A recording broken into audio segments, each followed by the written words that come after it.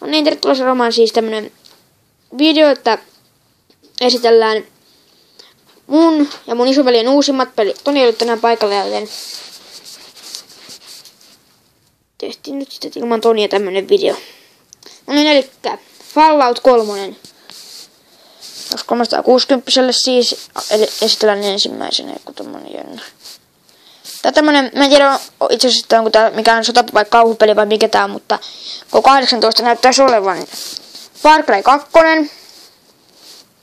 Tää on tämmönen tää on tämmöisessä semmosessa saaressa. Sitten Assassin's Creed Revelations. Tuon ainakin näistä mitä peleistä mä oon sanonut, niin ainakin mun suosikkeja.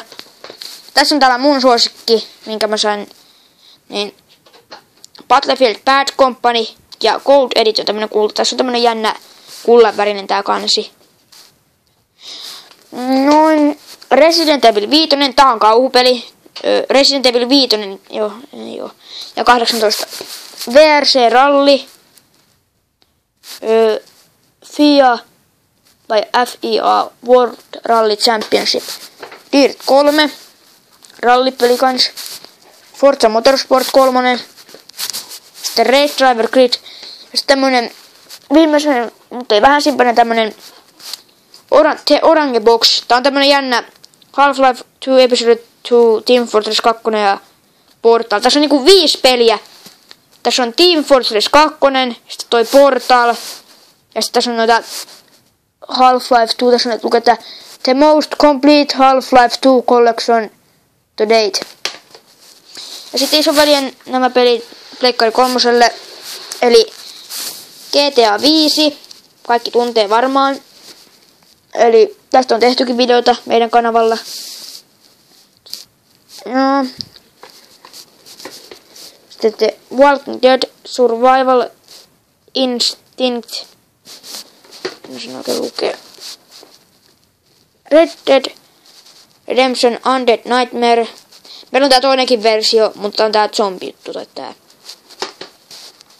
Sitten mulla oli Far Cry 2, niin tässä on Far Cry 3. Tää on kuulemma mun mielestä parempi. En sitten tiedä, en ole koskaan tätä pelannut. Viimeisimpänä, mutta ei vähäisimpänä, Killzone 3. Tää on tämmönen jännä avaruusjuttu, tai muistaakseni se oli semmonen, en tiedä onko tämä mikään avaruusjuttu, mutta tämmönen hyvä peli kuitenkin K18. Ja sitten tuossa esitellään vähän PS4 juttua tuolla takana. Se on palautin takana Pleikkari 4. Joten muistakaa tilata, tykätä, ja jos ette tykkää videoista, niin painakaa ei tykkää. Ja voitte kommentoida myös. Ja voitte kommentoida, että mitä pelataan näistä peleistä, näistä uusista peleistä, että mitä voisi pelata. Joten hei hei!